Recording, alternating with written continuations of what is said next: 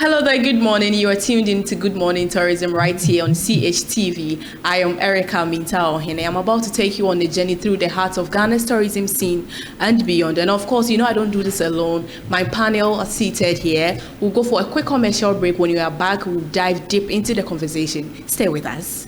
Would like to say a big thank you to our sponsors, CH Travel and Tour. With CH Travel and Tour, they offer services like flight ticketing, hotel booking, visa assistance, car rentals, study abroad. You can contact them on 024-306-8558, 024-306-8558, or you can contact them on their landline 030-231-8932, 030-231-8932. We are back from that quick commercial break. If you just tuned in, this is Good Morning Tourism right here on CHTV. Of course, I am Erica Minta-Ohene. Here in the studio is Mr. Tranquil Abdullahi, the CEO of Orange Plus Media and Events. You're welcome, sir. Thank you so much. And my immediate right, I have here with me Mr. Samson Eti Afo, who is with Justly Travel and Tour. In fact, the CEO of Justly Travel and Tours. You're welcome, sir. Thank you so much. We are matching outfits today, more like a monochrome. We're in the spirit. Yeah, we are in the spirit. Before we get into our conversation, let me just quickly walk us through the press release of Ghana Tourism Authority. Yeah. So I read. The Ghana Tourism Authority wishes to clarify that Mr. Kusi Atakakra, a deputy director of the authority, is not authorized to speak on behalf of Ghana Tourism Authority in any capacity.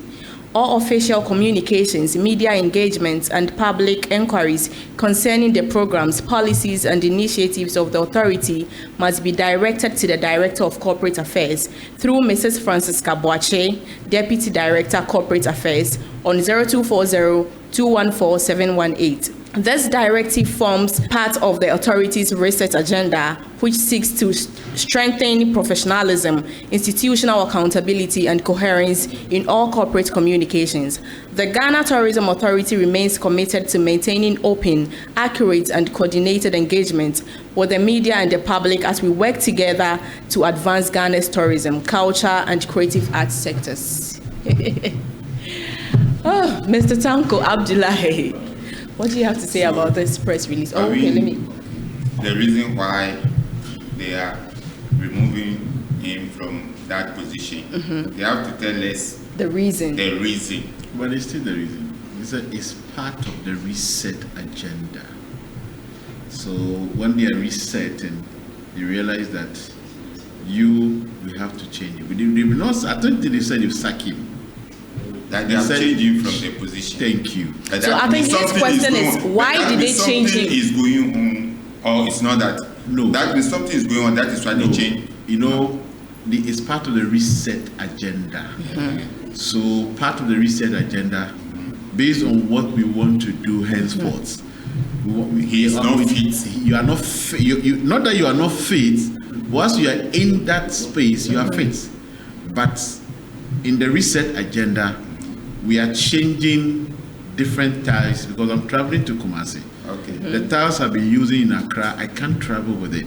So I need to change my new tiles, possibly look at my engine, and then look at what to change, what to replace, so that it can carry me to Kumasi or to Tamale. And I believe that is exactly what they have done. Okay. In the reset agenda. But I feel like we don't just wake up and then make a change. But maybe they've discussed this long ago. You are not in their board meetings.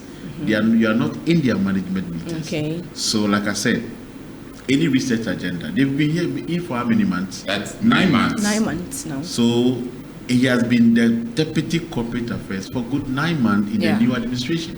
So obviously, I don't believe that they wake up just this morning or yesterday to say that we are changing. It has been a conversation on the table. And the time is right to say, now we go off, somebody take the steer, and then we move.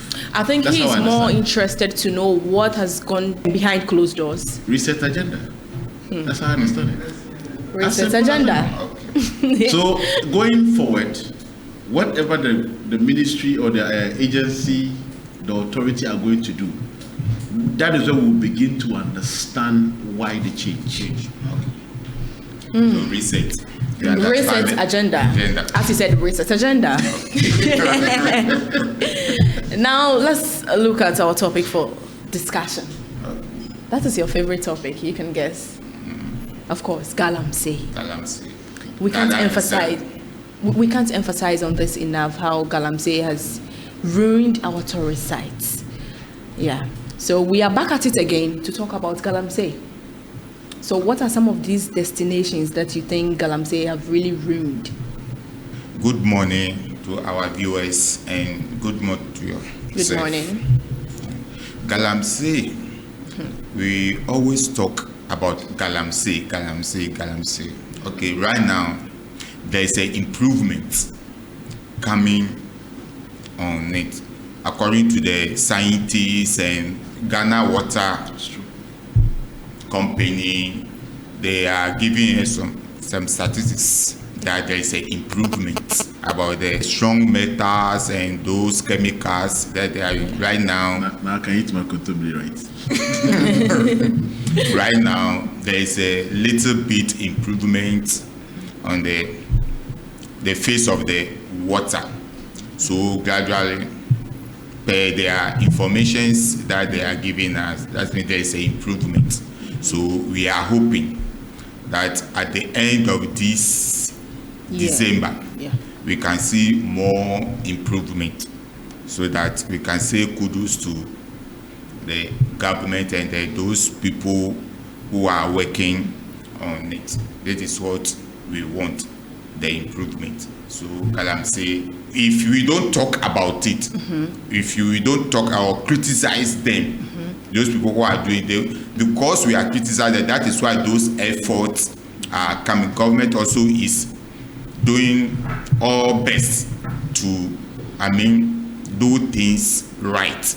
So I think the government is doing well to solve galamsey problem. That is our biggest problem, because if our water bodies and those are clean, and we don't have anything about those people who are mining, because of our water and our forests that they are damaging. That is why always we are on them, those people who are mining, because a lot of people have a good certificate, concessions that they are mining, but because of the galamsey, those who add those people to it, that they are also doing galamsey. And we have some people also, they have the concession, they have the certificate, all right, but where they have to mine over there, they divert to another place. So when you divert it, when your concession is here and you divert it, so that we are doing galamsey, it's illegal galamsey. And I think those people ought to, they are working on them and things are moving well. So we think the government is doing very well, so they should do more so that the galamsey can stop. All right, Mr. Sampson just stated that we have people who have concessions to galamsey, and then we have people who are doing the illegal mining. What role do you think the government, or what measures do you think the government should put in place to differentiate between these people? First of all, good morning to our viewers, and good morning to you as well. It is very important to, like as my brother started, to acknowledge what the government is doing, to also acknowledge the NIMOS, the anti-galamsey operations that they are doing. For me, I think this topic we've discussed it before. Over and over again. We will continue to discuss it until we win the battle of galamsey. Clearly, maybe all the conversation we have in the government is listening. So obviously, there's that a bit of a political will that is kind of yielding results, what we want. And by December, like you said, we want to see at least some 50%. Whatever the water body have in sport right now, we are not going to see the immediate result like we used to know the Ankobra water, the water. We will not get it immediately, but at least the signs are good. Let's say so government is doing the right thing. There is the political will. For me, they should intensify it. See, the truth be told, as we speak, years ago, all the people selling farm milk Where are they? The Ashanti people, the Fanti people that sell farm milk in Greater Accra, most of them have left that job and they are back to Galamsey. The shoemakers, maybe you've not realized it. Now it's the foreigners that are selling what we call the farm milk. I don't know if somebody have realized it. That's true.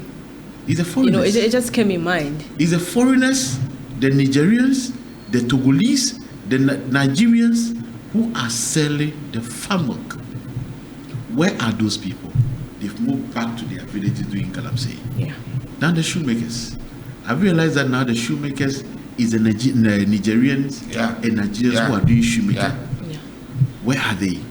Where are the people we know them doing the shoemakers today? Yesterday, they've gone back to doing Galamsey. So it is not just about the winning the battle of Galamsey.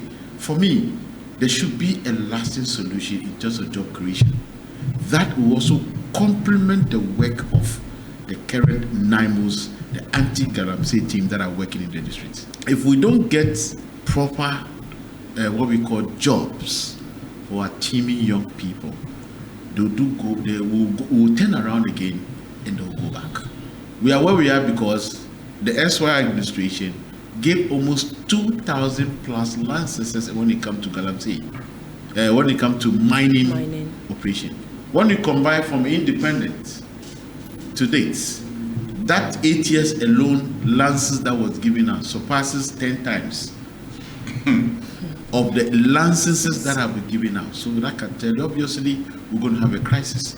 But thank God that finally, one aside even the anti-operation, I know one thing the government is working on has to do with the law, the environmental law that they have to repeal. Government says started I think this Tuesday, and that law will be repealed. And when that law is repealed, what simply means is that we are not going to have most licenses will go off. Most licenses will go off, so that we start a new regime of licenses when it comes to mining operation in Ghana, and that will go along with it. So are you trying to say all this Galamsey brouhaha boils down to the high rate of unemployment in the country? Of course, yes. Honestly, I mean, there's no job. Honestly, let's face the facts. Yeah. But that is not an excuse after all to say that because there's no job, I'm going to risk myself there. But somebody will do it. Because man must chop. Thank you. If once we are solving the NIMOs are doing, we are repealing the environmental laws, we are creating more jobs, let's do more of our roads. Let's give our farmers some priorities. Let's invest in farming. The young people you see. Can you reiterate that again? Of course, let's invest in farming. Of course. As a country. It is the only industry that can save this country in the next 100 years. Farming. I'm telling you. That can solve, when we give them the price, because see, you can farm, but the road are not good to bring your farm produce in Accra. Yeah. You can farm, get your produce, but nobody is buying your produce. Yeah. Today, we are, like I said, I stopped eating kontomire. Maybe because now the scientists are beginning to give us a good story. I begin to change my mind. I can buy my kontomire early morning. I can go to the market and get my kontomire early. I like taking my abum early morning. I'm a village boy. Is there a reason? Oh yes, I'm a village boy. Okay. I'm a village boy. I don't tea, no, I'm fine to tell me. But Galamsey, I stopped those things. So sad. I get in my point. So if we begin to have those things back, our farmers we invest in farming. Our rules, do you know what will happen? Everybody will begin to get into farming. Government is already doing the school farming, right? They've started a project of school farming. Yeah.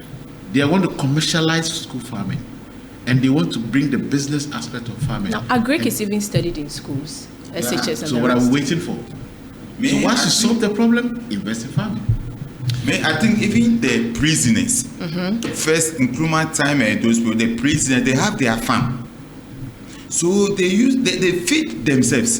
But right now, the government is saying that the prison right now they are taking 5 cedi per a day.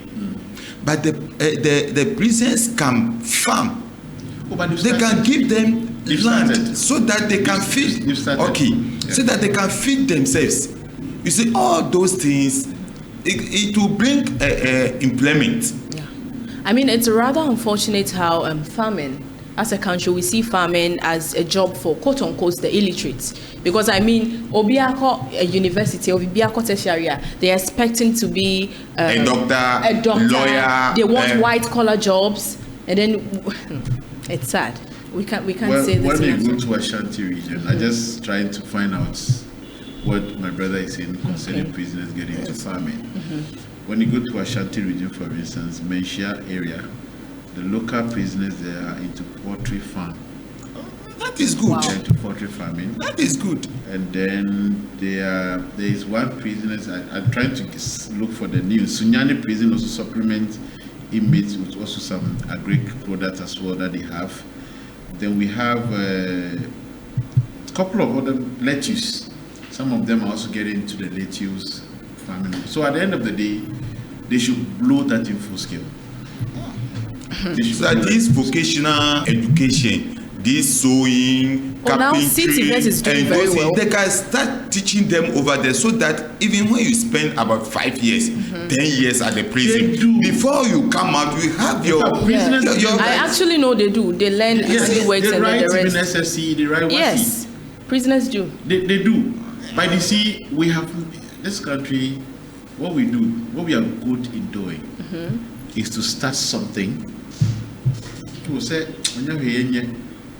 but we don't put the political will to it. You see this thing you just read about farming.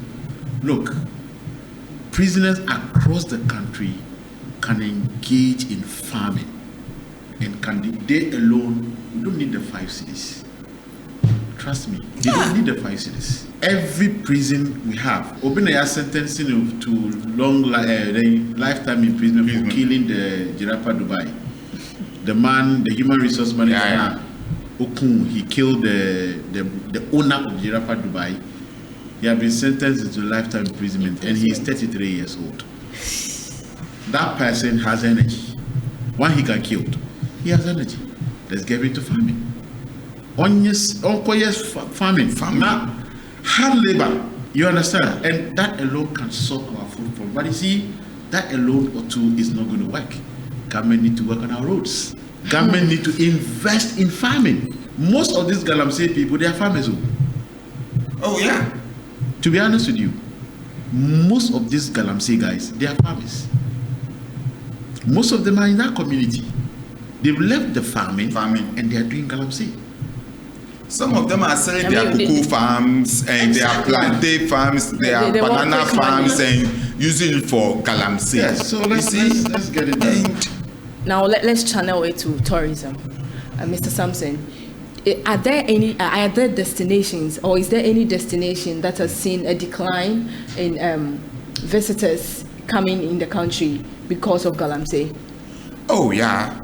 Because of galamsey, when you see, we have about 10 regions in Ghana. We have about 16 regions, but 10 regions is operating in galamsey sector. So right now, when you are a tour operator and you have the foreigners, the tourists coming outside, and you are giving them the package,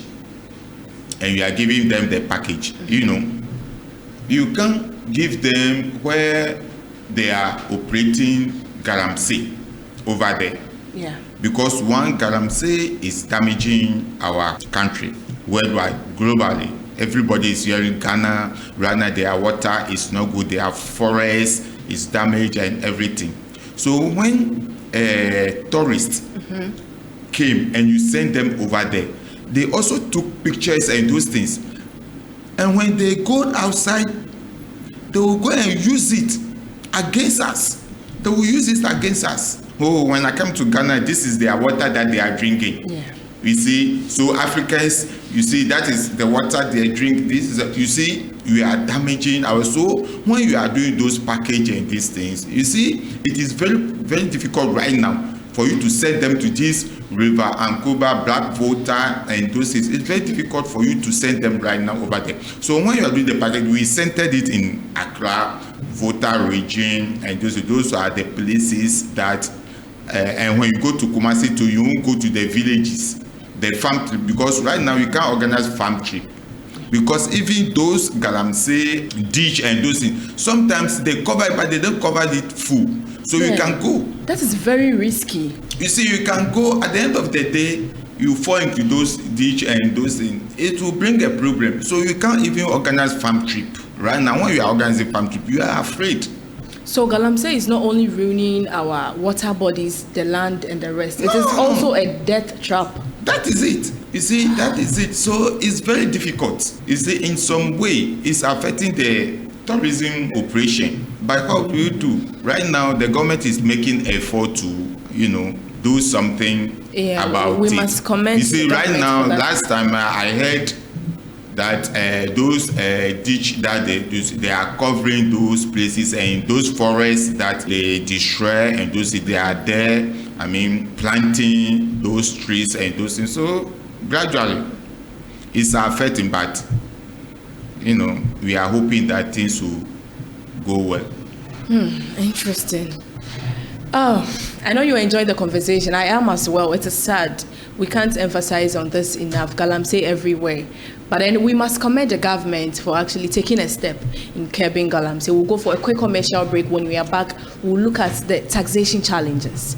Do stick and stay with us. Would like to say a big thank you to our sponsors, CH Travel and Tour. With CH Travel and Tour, they offer services like flight ticketing, hotel booking, visa assistance, car rentals, study abroad. You can contact them on 024-306-8558, 024-306-8558, or you can contact them on their landline 030-231-8932, 030-231-8932. We are back from that quick commercial break. If you just tuned in, this is Good Morning Tourism right here on CHTV. I am Erica Minta Ohene.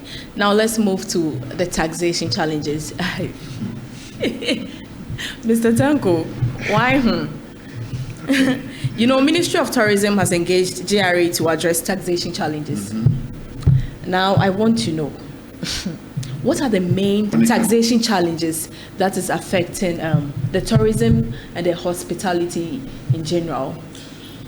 Interesting enough, I'm happy they've taken this step, which they should have taken long ago. Maybe let me take this opportunity to educate our viewers. Okay. Because I'm much conversant with the hotel industry, the accommodation industry within the sector. Yeah. Are you aware that the accommodation industry alone is better with the taxes 22 taxes and levies? 22 taxes and levies. And I'll take my time to take it. Of course. If you go to a hotel and spend a night, you pay 1,000 Ghana Cedi or 200 Ghana Cedi. Government in that is taking 22 taxes and levies from it. Now I will start. 15% of VAT is taken from it, from one night. Okay. 2.5% get fund. 2.5% of national health insurance. 1% of COVID-19 levy. 1% of tourism fund levy.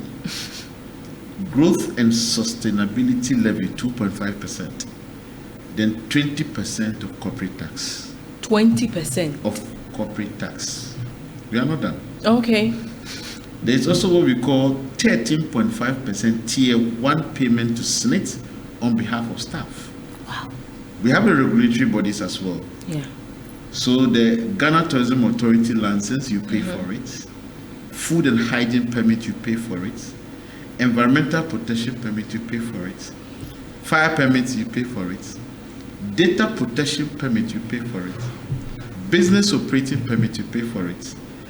Sustainability report, you pay for it. I'm not still done. I've even lost count. Then you come to entertainment. You pay copyright royalty to Gamu and ASOC. GTV TV license also is at the corner. Then we come to properties. We have insurance property you have to pay.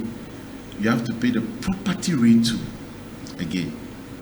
Then others will be the factories and office shops. So these are the taxes and levies paid. And aside all this, if you happen to be in, let's say, Ablekuma North, or this is Ablekuma Central, I guess, right? The chiefs will also come and say, you are operating on their land, so pay something. At the end of the day, so that 200 Ghana cedi you paid to sleep at that night, you can now list all the lists that the hotel owner pays on different. So for me, it's a good step. All what the hotel industry are talking about is that rationalize it so that we can even pay you more. You understand? Yes. We can also employ more. And we've always made this point that the tourism industry and the accommodation industry alone have a capacity to solve a lot of percentage on the what we call the unemployment rate we have in this country. One hotel alone can employ, let's say, 10.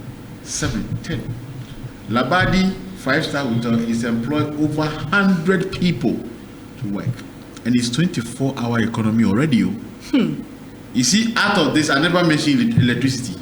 No. I never mentioned water. No. God, and it's so for me, that is how come our hotel industry. They say when you go to Ghana, when you come to Ghana, the prices are expensive. Of course, who should pay this? The hotel, the investor? No, I will pass on to the consumer or to the guest. Whatever cost the government want to take from me, no problem. I'll pass it on. So for me, it's the right call. They should go, and they should not just shouldn't be the media thing. It should be something that they should discuss with the industry. The industry players are there. Okay, so what do we do? You understand? And then we'll get the problem solved. For me, it's the right thing. They should go ahead and then negotiate more with the industry. Thanks for educating us. Thank you. Mr. Sampson, Hello. Mr. Tanko has educated us on the taxes that are being imposed on the prices of hotels and then the rest. So it boils down to the prices, the increment in prices of hotels. Does it affect the tourism industry? It affects the tourism industry because customers, they are the people who are paying it. Or the customers. So when a hotel is paying about 22 different types of taxes and levies. It's not the hotel manager or this is going to pay those things. The customers that comes in that pay those taxes. So when you reduce it and the customers come or the tourists comes, they also pay less. That is why in Ghana here, when you compare Ghana and other countries, even African countries, and this thing, you see, when the tourists come to Ghana, they complain a lot because our fees and the hotel prices are very, very, very, very high because of the taxes. Because you pay electricity, you pay water, and all those things, you pay taxes on it. It's the hotel, those people who are coming to sleep there that they are going to pay. And the workers that are working over there, they are going to pay them also. So all those things, so they have to increase, instead of them to pay 10 cedi, you pay 15 cedis. Because they have to make money also to pay the other workers and those things. So if right now, the government or the ministries is saying that is going to judge with the GRA and see the tourism. This thing is a very good steps that they are taking. Because look, when one tourist is coming from outside to Ghana, here it's a lot of money. Because even look, plane airfare. The airfare itself is something small. When you see the airfare, it's something small, but the taxes on it, it's not small thing. So if those taxes, they will reduce all these airport tax, and you see that we will get more people. Because when you go outside, when you are going to take a transport, like transport, road transport, rail transport, air transport, those things, it's not something that is too high. You can take $40, $50, and this is a go to other countries. But Ghana here alone, look at when you are going to Kumasi. From here to Kumasi, you are paying about 2,000 Ghana cedis plus. That is about 200 and something dollars. Why should that be? Dollars or something. Well, when you go out, $200. So apart from that, you are going to spend about 1 week. The hotel. Even from there, the hotel, there is a car there that you also hire. When you factor all those expenses, why can't I go to another country and relax over there and see 1 or 2 days? When I'm going to spend maybe $2,000 in South Africa and I come to Ghana, I'm going to spend about $5,000. Why can't I go to South Africa or Kenya, yeah, or Rwanda? You see, so those things, if the ministry and the GT, they say they are going to sit down with a GRA and see all those things and talk about it, that is a very good steps that they are taking right now. So we will support them so that when they negotiate, they should negotiate across, not only the hotel and those things, across tourism sector, transport, hotel, tour site, and those things, because the taxes are too much.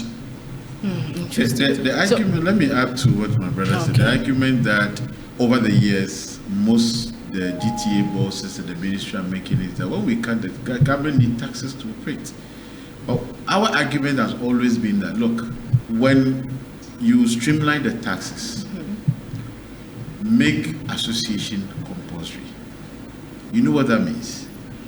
As you speak, I can challenge GTA, the Ghana Revenue Authority, and the ministry that over 4,000 hotels that are licensed by the GTA, not all of them pay taxes to the states. Not all of them. Yeah. Over 4,000 hotels that we have in this country, now I understand if you have about 5,000. Not all of them pays money to the state. So why don't you make compulsory association? Now this is what happens. When we make the compulsory association, I'm going to use hotel because I'm much conversant with the hotels. That's fine. And they are very visible to see. Well, in the one district, if a hotel is operating illegally, the same cluster of hotels will fish them out. Do you get it? Yeah. Do you think that people don't know the illegal hotels in our communities? They know. They know. So when you make it compulsory, now you form, in Ghana Hotel Association, for instance, they have zonal leadership. They have a regional leadership. They have a national leadership. So at every zone is a district. Together with the district assembly, the zoners can now know that they have that smaller unit. They can move with what we call them the Ghana Revenue Authority. They can help the GTA to do the even inspection in that zone, and they will cover each and every hotel in this country.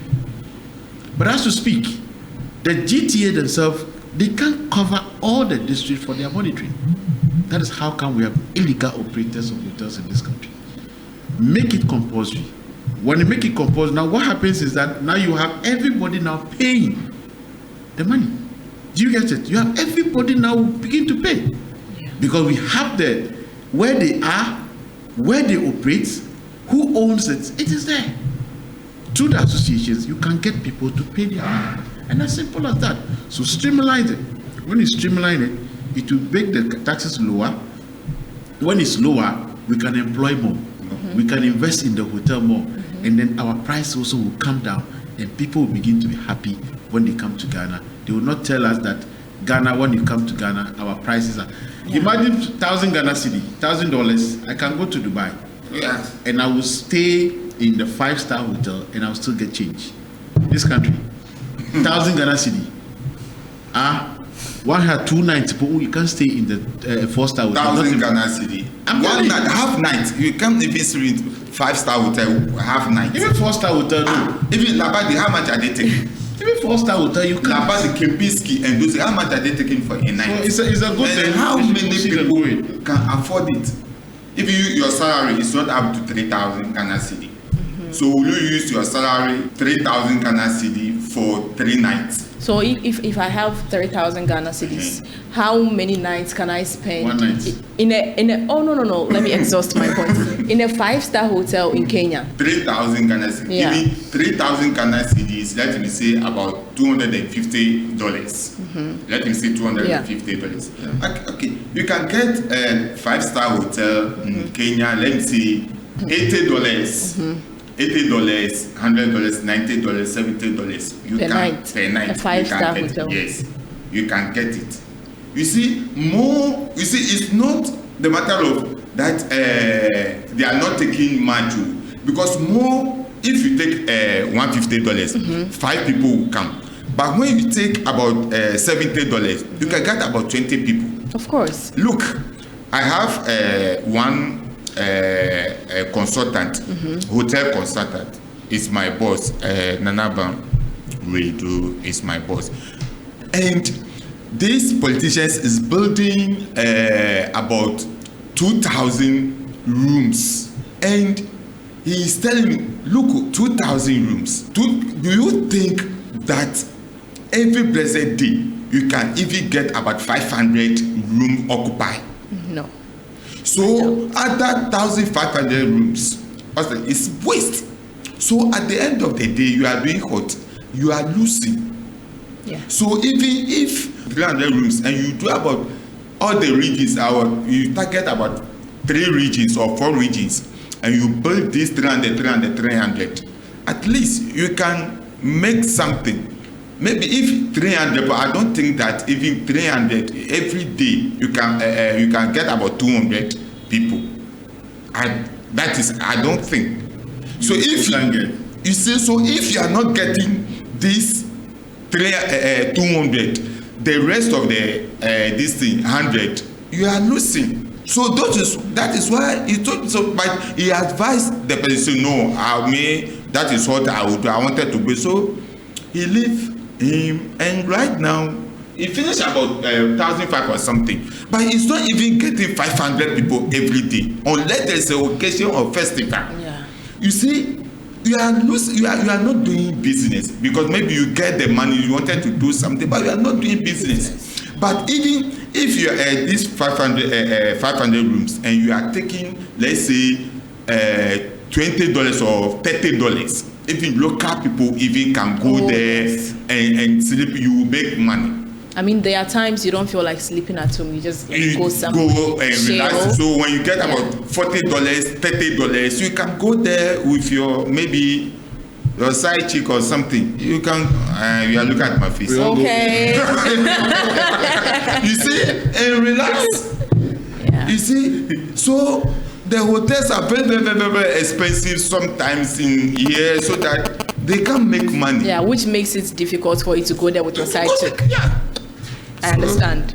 Mr. Tankozo, now that the GTA has engaged GRA, what possible outcome do we expect from their engagement? It's simple.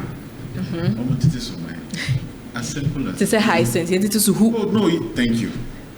They should streamline it. We are not saying we don't want to pay tax. Nobody in the right sense of mind says, I'm doing business, I don't want to pay tax. No, nobody's saying that. No. But they are too much. Yeah. They are too much. You understand? If really the government is interested in using the tourism and hospitality sector, okay, to solve unemployment situation, to bring in more foreign exchange, to develop this country, look at the taxes at the tourism industry. Let's invest in that area. Let's pay attention in that area. Within a year, government themselves will see the change. That's all I can say. Let's invest. Yeah. Let's pay a little attention to that area. Yeah. Let's give them a little attention. Let's twist the law a little bit. You understand? And government to see the needed benefits when it comes to the tourism hospital. Because it's an area that we've not finished tapping it. the potential in that tourism and hospitality. We have not finished tapping it. That can create a lot of employment. A lot of employment for us. And when we have more people employed, more people will pay tax. You understand? Of course. And while more people are paying tax, the government is getting their money. Yeah. Everybody is happy. But I can't be paying tax and meanwhile, in our motto we say service with a smile. But sometimes you get service, you can't even smile. You know that kind of thing. So for me, it's a good step. Yeah. Let them do more. Let them have a conversation. Let them understand with the industry what is the benchmark. Let's learn from other countries. You understand? Yeah. Today, Dubai is striving on not the mind. They are striving on service. That is why I can go to Dubai with $50. I can sleep at the 5-star hotel and be happy. Even more than 5-star hotel in Ghana. You understand? Yes. Let's do that. Let's pay more attention and we'll get the benefit from it. Thank you. Well said. I would like to take your last remarks for the show, sir. I'm also saying that the government is making effort. Yeah. So we will support to do more so that the tourists that are coming to Ghana, they can also come in their numbers, so that they should look upon the tax component so that they can reduce it or subsidize some of the things for the tourism industry, so that the tourists will come more. Thank you. Thank you so much for honoring our invitation. We hope to see you next time. Thank you. This is how we bring the show to an end. This is Good Morning Tourism right here on CHTV. I am Erica Minta Ohene. Enjoy the rest of your day.